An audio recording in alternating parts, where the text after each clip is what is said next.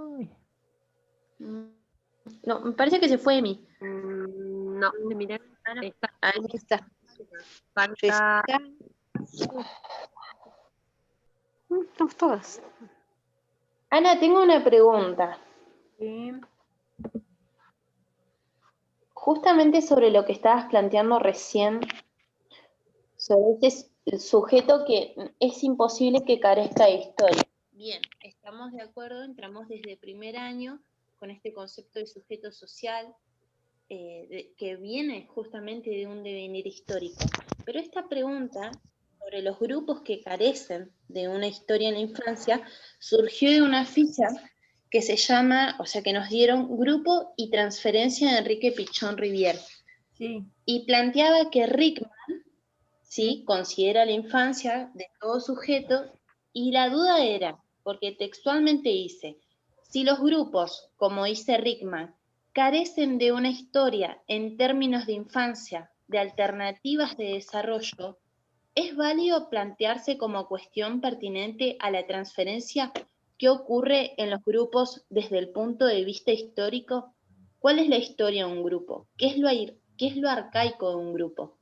Esa era la duda. Claro. O sea, sabemos todas que los grupos tienen, o sea, los grupos y el sujetos históricos somos seres sociales, pero esa es la duda. La duda era sobre la historicidad del grupo. Claro, lo que pasa Claro, es que exactamente. una Carece de cosa una es historia en para, términos de infancia. una cosa es para Rickman, otra cosa es para Pichón. Los grupos Claro. ustedes tienen una historicidad y una historia grupal que se va construyendo en el día a día y que además se va construyendo y va sufriendo alternativas, y no podemos hacer la analogía entre la historicidad de una persona, un niño, ¿sí?, y la de un grupo. O sea, vamos a encontrar cosas totalmente distintas, ¿sí? Pero el grupo tiene una historia. Apelen a la experiencia de ustedes y miren esa historia grupal, cómo se ha ido construyendo y cómo ha ido cambiando, ¿sí? Ujú. Cómo era una cosa en primero, cómo hubo personas que entraron, otras que se fueron, cómo este año hay una integrante nueva, ¿sí? Y ese Bueno, ese era un ejemplo que yo había pensando en el grupo, de transferencia con una historicidad ya en el grupo, cuando presenciamos nos presentaron a Joa, que era un integrante nueva del grupo en segundo año. Claro. Claro. Exactamente, nosotros hicimos una transferencia desde la historicidad de nuestro grupo sobre Joana por cuestiones que habían pasado con otra compañera en primer año en el grupo. Claro. Y lo vi muy claramente, después de todo lo charlamos, porque después que surgió esta pregunta surgió parándonos en el primer día de primer año, cómo arrancábamos ahí, cómo se daba un proceso de transferencia, en esa situación, en ese contexto donde no había historicidad del grupo. Claro. Más o menos ahí va apuntada la pregunta. Después sí, obvio, en el día a día se va armando la historicidad del grupo que después lo fuimos desmenuzando y decimos, bueno, la historicidad del grupo se da con lo acontecido en el cotidiano de la tarea grupal y con estas primeras transferencias que hubo sobre el grupo, sobre la historicidad de cada realidad. Claro, y piensen Y donde uno vuelca una transferencia en el grupo y depende cómo va gatillando en los distintos integrantes del grupo, es como se va armando ahí el escenario, y se va armando esa fantasía y se va armando ahí también la historicidad grupal.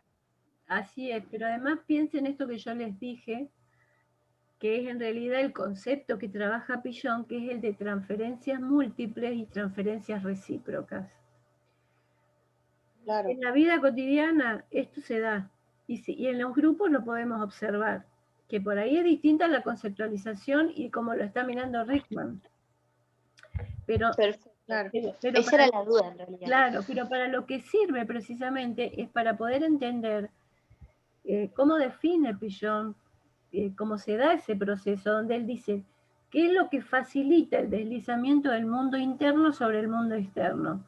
La estructura que tiene un grupo. ¿Por qué? Porque en el grupo hay roles, porque en el grupo hay modalidad de comunicación. En ese conjunto de personas, por ejemplo, si pensamos en una situación inicial, donde se van a ir conformando situaciones grupales, todavía no hay grupo, digamos, si pensamos cuando llegaron en primer año, pero eso no significa que no se dé el deslizamiento del mundo interno sobre el mundo externo, ¿sí? Que no se dé precisamente ese proceso. Entonces lo tenemos que mirar desde ahí, ¿sí? Y después, como les decía, sí, el grupo va construyendo toda una historia. Y va construyendo una historia que también va cambiando, se estructura, se desestructura. Nosotros siempre decimos, cada año es el mismo grupo y es otro grupo. ¿Por qué? Porque las integrantes ya no son los mismos, porque el coordinador o la coordinadora es otra, porque la situación del contexto es otra, ¿sí? Entonces, más allá del aprendizaje que va a ir surgiendo, no se cruza dos veces el mismo río, como decía Heráclito, ¿sí? Y volvemos al materialismo dialéctico, ¿sí? Entonces, Claro.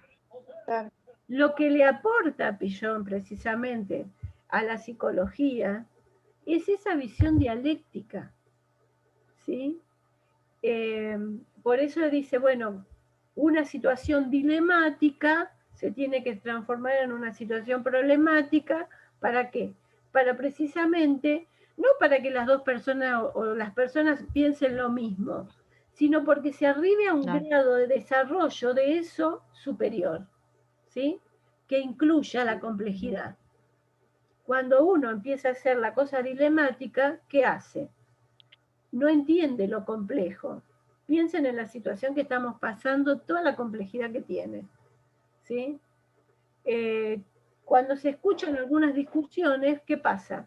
Se dilematiza, ¿sí? Y no se entiende la complejidad del tema.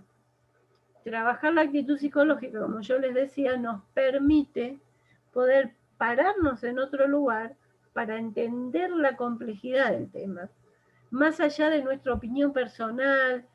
Y es importante saber que tenemos una opinión personal, pero poder entender cuando estamos en un lugar donde estamos operando, me refiero, ¿sí? Poder entender esa complejidad nos aporta, ¿sí? Nos aporta el aprendizaje, nos aporta poder entender, y además saber que todas las personas somos distintas. Cuando nosotros decimos lo heterogéneo o las diferencias, ¿sí? Las diferencias pueden trabajarse. Ahora, cuando las diferencias se dilematizan, ¿sí? Ahí hay que ponerla en cuestión para transformar eso en una situación problemática y poder abordarla. No necesitamos pensar igual, no necesitamos ser clones del otro, ¿sí? Sí necesitamos saber, bueno, desde dónde yo pienso, cómo hago, y también el otro, desde dónde está pensando, y qué es lo que está aportando a algo que es complejo. Estamos acostumbrados a pararnos en decir a ver quién tiene la razón, ¿no? Y la razón es una cosa bastante compleja, es bastante múltiple. Bueno, a ver si puedo volver a compartir la pantalla. Bastante subjetiva. Digo que la razón también es bastante subjetiva. Todo es subjetivo. ¿Por qué? Porque todo pasa por los sujetos. Lo que pasa es que cuando uno trabaja la subjetividad y trabaja desde entender precisamente que siempre va a estar presente la subjetividad porque desde allí aprendemos, ¿sí? Va a ir camino a poder acercarse a algo más objetivo, ¿sí? La objetividad pura no existe. Aquel que dice yo estoy haciendo un análisis puro y objetivo es un verso. Porque todas las personas aprendemos, leemos la realidad desde nuestra subjetividad. Nuestra subjetividad es la que tenemos que trabajar para avanzar en la objetividad, esto que yo les decía, para avanzar en tener una lectura cada vez más abarcativa, que incluya más cosas, ¿sí? Lo cual no quiere decir que no haya con determinadas cuestiones, porque la dialéctica dice, bueno, las contradicciones, hay contradicciones que son antagónicas también, y sí, también existe el antagonismo, pero hay que saberlo detectar, dónde está lo antagónico, ¿sí? Entonces ahora los vuelvo otra vez que vuelvan a leer dialéctica, a meterse con la dialéctica. Entonces, a ver si puedo pasar a la segunda diapositiva. A ver, si me da bolilla esto. Ahí está. Bueno, esto es lo que estuvimos repasando un poco. El psicoanálisis precisamente hablaba que las fantasías inconscientes tienen que ver con la realización de deseos inconscientes, ¿no? Que van a estar presentes, ¿sí?, como fantasías inconscientes, en los ensueños diurnos, como fantasmas originarios, ¿sí? ¿Y qué son los fantasmas originarios? Son escenas inconscientes que trascienden lo vivido individualmente, ¿sí? Esas escenas inconscientes que trascienden lo vivido individualmente son, por ejemplo, dice Freud, acá estamos en Freud,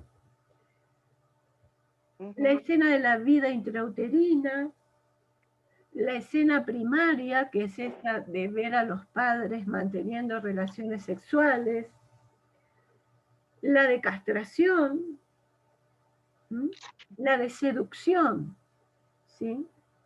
Entonces, para Freud, esto era importante porque iban a organizar la vida del sujeto independientemente de su experiencia, ¿sí? Acá hay una oposición entre realidad psíquica y realidad objetiva, sería la realidad, lo que está afuera, ¿sí? O sea, la realidad psíquica no tiene nada que ver con la realidad, ¿sí? ¿Se entiende? O sea, yo tengo este fantasma, por ejemplo, de escena de seducción, ¿sí?, que se me dispara en algún momento de mi vida. Entonces acá lo que se va a analizar es eso, no si realmente a mí me abusaron, por ejemplo, ¿no? No si fui abusada por un adulto, seducida y abusada por un adulto. Bueno, esto entró en debate, obviamente, estas cosas han entrado en fuerte debate porque precisamente hoy hablamos de otras cosas, incluso muchos psicoanalistas, ¿sí? ¿Se entiende? Bueno, algo sí se entiende.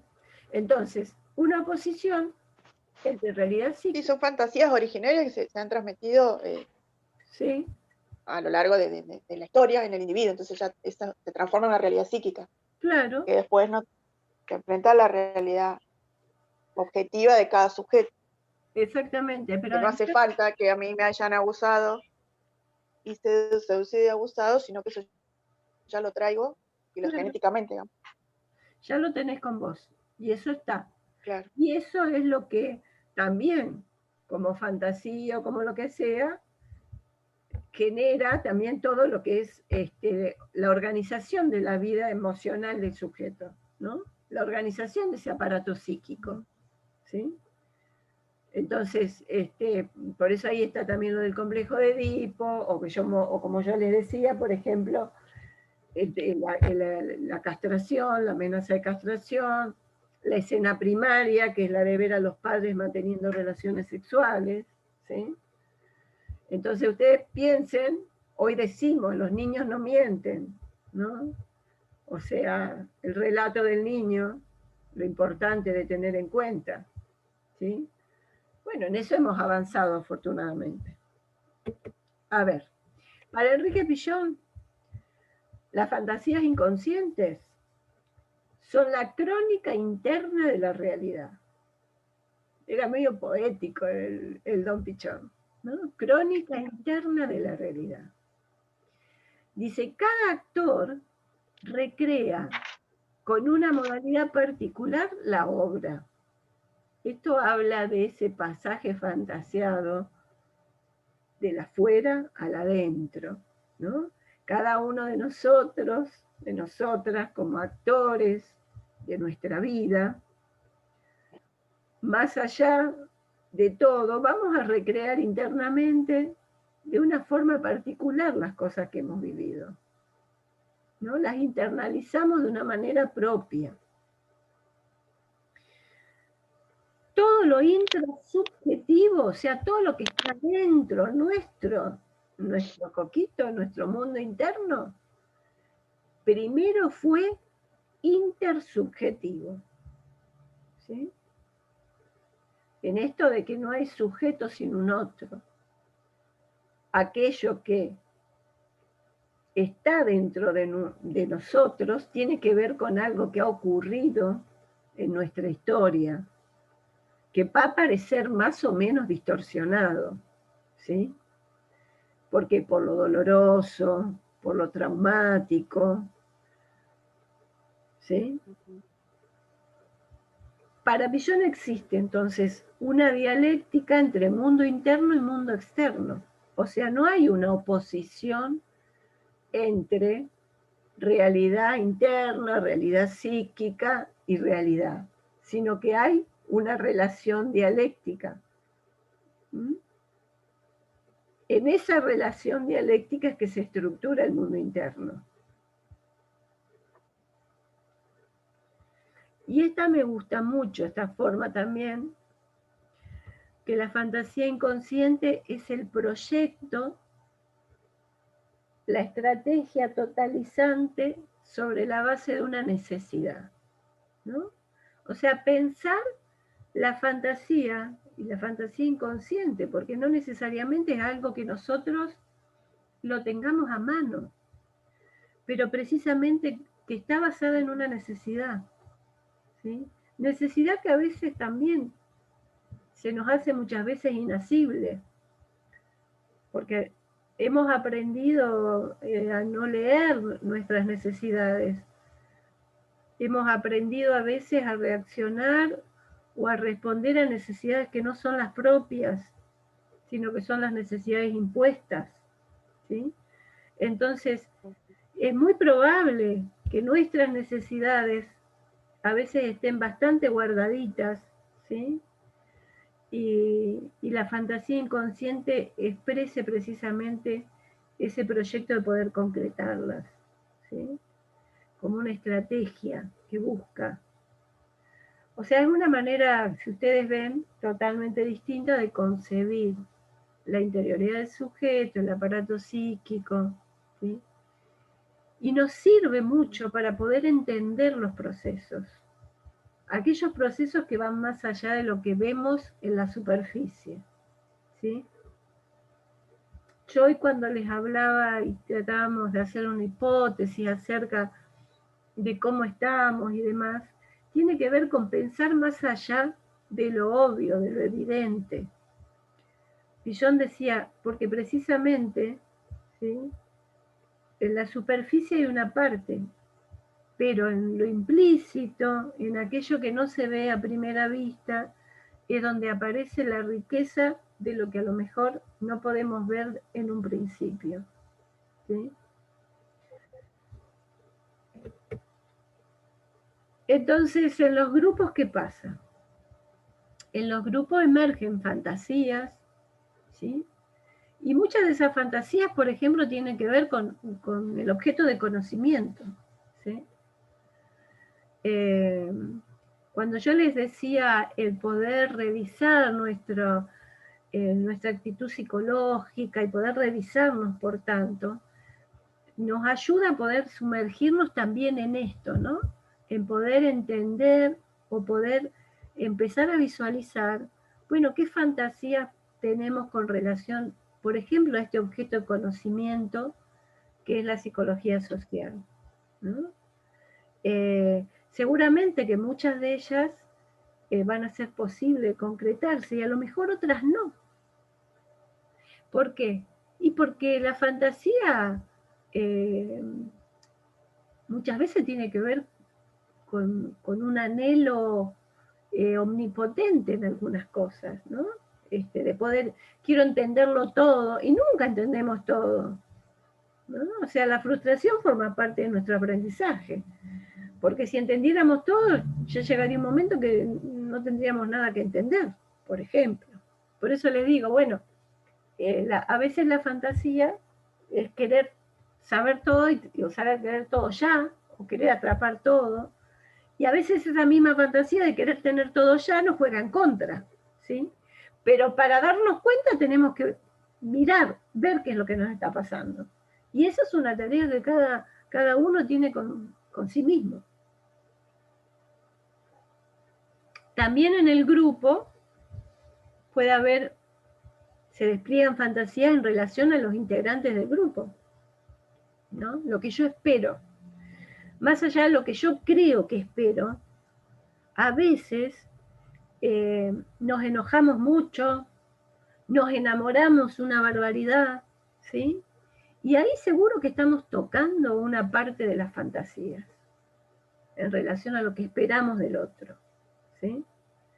Cuando nos vamos a un polo o al otro, ¿sí? No sé cómo les habrá ido con eso, pero eso está presente. La expectativa que uno tiene con respecto a los integrantes, la expectativa que también tiene en relación a la figura del coordinador, la coordinadora, el observador o la observadora. Muchas veces pasa esto, que la figura del observador o la observadora es una figura persecutoria, y ahí se depositan precisamente todas las fantasías que tienen que ver con esto de ser mirado, descubierto, expuesto, y esas cosas son las que tenemos que trabajar. ¿Por qué? Porque después cuando vayamos a observar un grupo, por ejemplo, o vayamos a coordinar un grupo, lo que sea, es muy probable que aparezca esa fantasía también, ¿no? Lo que es ser observada u observado, y lo que genera la exposición y demás. También hay fantasías en relación a la tarea, ¿sí? A la tarea, en relación también a la tarea, yo digo siempre, la tarea que tiene aspectos que son manifiestos y aspectos que son latentes, ¿no?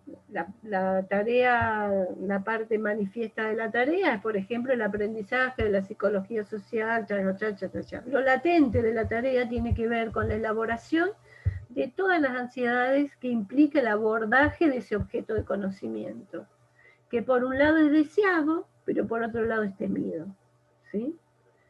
Deseado porque es aquello que me va a permitir, y ahí entra la fantasía. Temido porque pone en tela de juicio lo que yo ya tengo, y ahí entran las fantasías, ¿sí? Y todos estos procesos es bueno que los podamos visualizar, porque tiene que ver con ese sustrato que nosotros decimos implícito, ¿sí? Tiene que ver con ese nivel de lo que no se ve a una primera vista. También fantasías en relación al contexto en el que desarrollamos la tarea. Y acá tenemos para ser dulce en el contexto actual que tenemos, ¿no? O sea, ¿qué nos generará, qué nos está generando este contexto, donde hay una cuestión de amenaza concreta y real, que es la peligrosidad de este bicho, de este virus? No le voy a poner el adjetivo calificativo, pero ya creo que todo el mundo sabe lo que va de cuando digo este bicho de, ya saben de qué es, ¿no? Digo, el contexto puede ser un contexto facilitador, puede ser un contexto persecutorio, puede ser un contexto, por lo tanto, amenazante. Cuando yo estudié en la época de la dictadura, ese contexto, ¿sí?, que era un contexto precisamente de peligro desde otro lugar, se hacía texto en el grupo. Cuando uno dice el contexto, se hace texto en el grupo, tiene que ver con esto, ¿no? ¿Cómo va a aparecer el contexto dentro del proceso grupal? En esa época, por ejemplo, aparecía como fantasía, y en algunos casos, en muchos grupos fue realidad, por eso era una fantasía en otros, que podía haber dentro del grupo un integrante de las Fuerzas Armadas o del Servicio de Inteligencia que estuviera, ¿sí? Y eso aparecía como parte de lo que recorría, digamos, lo implícito, la fantasía dentro del grupo. ¿Por qué? Porque esto era texto. O sea, había servicios que estaban metidos en los grupos, en los lugares de trabajo, en la facultad donde yo estudiaba, ¿sí? Dentro de mis compañeros había algunos que eran servicios de inteligencia. Entonces, ¿por qué traigo esto? Porque siempre el contexto se va a hacer texto dentro del grupo y se va a expresar, por ejemplo, a través de fantasías, ¿sí? ¿Me siguen? ¿Voy? Bueno. Sí, sí, sí. Entonces, las fantasías pueden funcionar dentro del espacio grupal, y ya sabemos de lo que estamos hablando, pueden funcionar como un obstáculo, ¿sí? Que es necesario abordar, y para eso precisamente está la técnica de grupo operativo, ¿sí? Para eso precisamente Pillon dice, bueno, hay un instrumento que nos permite precisamente poder abordarlas en el caso que se transformen en un obstáculo. En otro momento también pueden ser un incentivo para la tarea, ¿sí? Ustedes saben que hay cosas que cuando se estereotipan dejan de ser incentivos para transformarse en un obstáculo, ¿no? Por ejemplo, hay una fantasía que suele aparecer, que es la del grupo ideal, ¿sí? Nosotros somos el mejor grupo, somos el grupo ideal, como nosotros no hay. Ese es un incentivo, pero también se puede transformar en un obstáculo. ¿Por qué? Porque no permite ver, ¿sí? Y avanzar en un nivel superior, digamos, debatir, poder recrear el objeto de conocimiento desde otro lado, ¿sí? Y a lo mejor se congela. Bien. Entonces, se hace necesario, ¿sí? Su enfrentamiento, se hace necesario precisamente para poder superar las situaciones de conflicto, superar, como yo les decía, cuando aparecen como situaciones dilemáticas, ¿no? Cuáles son las fantasías que están circulando para que aparezcan dilemáticamente, ¿no? A veces, por ejemplo, el miedo al enfrentamiento hace que se reiteren determinadas cuestiones que congelan, ¿no? Entonces, aparentemente no es una situación dilemática, pero es una situación dilemática, porque no se puede abordar, ¿sí? No se puede transformar en un problema. El abordaje de las fantasías, como les decía, constituye la tarea latente del grupo, ¿sí? Que es importante poder abordarla, porque precisamente mientras la cosa va, no hay problema, pero hay en un determinado momento donde esto se hace presente. ¿Qué dice Pillon? Crónica interna que el yo realiza sobre sus vínculos a doble vía, sobre sus objetos internos. Esta es un poquito más retorcida, pero apunta a lo mismo, ¿no? Vínculos siempre a doble vía, porque está lo positivo y lo negativo, ¿sí? Siempre está, ida y vuelta tiene lo que me frustra y lo que me gratifica, ¿sí? Y las fantasías se gestan en los vínculos, o sea que no vienen de la herencia ni de nada, sino que se gestan en lo concreto y en los vínculos. Entonces, realidad, fantasía, latente, manifiesto, explícito, implícito, forman parte de las contradicciones que vamos abordando en el proceso grupal y que hacen a poder precisamente intervenir, ¿sí?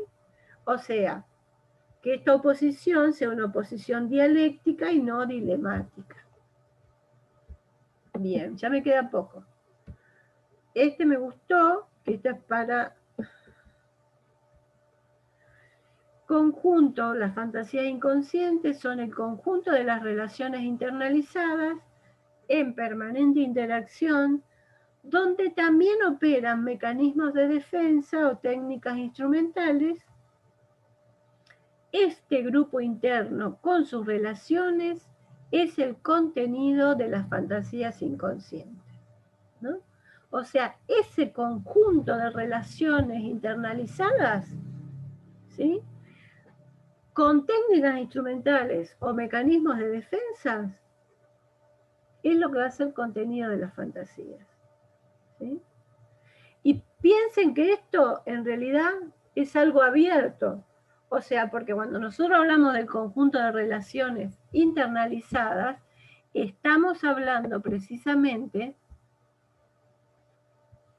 Ay, Mariela, me había quedado afuera, Mariela. No la vi. Ahí está. Ese conjunto, entonces, internalizado, ¿sí?, está en permanente también estructuración y desestructuración, ¿sí? No está congelado, ¿sí? Por eso es interesante trabajar con esto. Bueno, nos quedan 7 minutos, con suerte. Después creo que va a ser otro grupengo, el Emiliano, las va a volver a convocar. Bueno. Sí, sí. Bueno, ¿alguna pregunta? Ahí, perdón, cuando dijiste que las fantasías, bueno, se gestan en los vínculos. Sí. En los vínculos que se van generando y estos vínculos hacemos transferencias.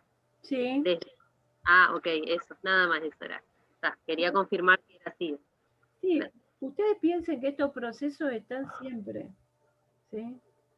¿Por qué? Porque precisamente, por eso tenemos que estar atentos, ¿no? Para poder verlos. No es que nos van a impedir, también nos permiten conocer más, ¿sí? Conocer más acerca de nosotros mismos, también, y de la situación, ¿sí? Porque hay una conexión que se da entre eso que yo tengo y lo que está pasando. Lo que pasa es que tengo que saber leerlo. A veces me enojo y no lo puedo leer. Cuando me empiezo a enojar ya no lo leo. ¿Por qué? Porque la emoción me ganó, ¿sí? Totalmente. Sí, sí, por ahí mientras hablabas pude identificar también algo que me pasa, que me cuesta como enfrentar los problemas, pero qué bueno es poder hablarlos en el momento adecuado para también, ya sea en los grupos, digo, ¿no? Me pasa eso, que cuando hay una situación como que no me bloqueo, pero como que trato de no decir para no generar más enojo entre las personas, pero bueno, está bueno eso, poder identificarlo y poder, para que no se congele como recién decía. Así que, Y sí, para que no se congele precisamente, pero además lo interesante es esto, ¿no? Como decir, para que no se congele y además para decir, bueno, ¿cómo fue mi aprendizaje de enfrentamiento de las diferencias o del intercambio de palabras, ¿no? ¿Qué me pasa cuando una persona, por ejemplo, puede ser con una discusión, o puede ser cuando una persona se angustia, ¿no? O sea, estas cosas, ¿cómo impactan en mi subjetividad? ¿Cómo lo aprendí? ¿De qué otra manera puede ser? ¿Sí? Porque... sí. ¿Cómo? Explicar el por qué me pasa esto, o sea, es algo que aprendí de chiquita, del callar, el no decir, pero es algo que vengo trabajando Claro. porque lo pude identificar. Claro. Bueno. Poder identificarlo ayuda a eso, precisamente. Bueno, si no hay más preguntas, dejamos acá. Emiliano. Acá estamos. Bueno, yo dejaría acá, no sé, vos decidís, ahora se hacen un recreíto, no sé cómo es. No, ahora armo otra reunión y se las envío a los grupos, así ya podemos entrar por ella. Bueno. Bueno. Cualquier otra cosa, duda y demás, me la hacen llegar. Vuelvan a los apuntes de primero, las clases, porque todo esto es bueno darle una refrescadita a todo lo de concepción de sujeto, teoría de la enfermedad única, cualquier duda, cualquier cosa, lo seguimos charlando. Perfecto, Ana, muchísimas gracias. Bueno, les mando un abrazo. Gracias, Ana. Gracias. Agradecer. Muy buena clase. Como siempre. Bueno, salimos.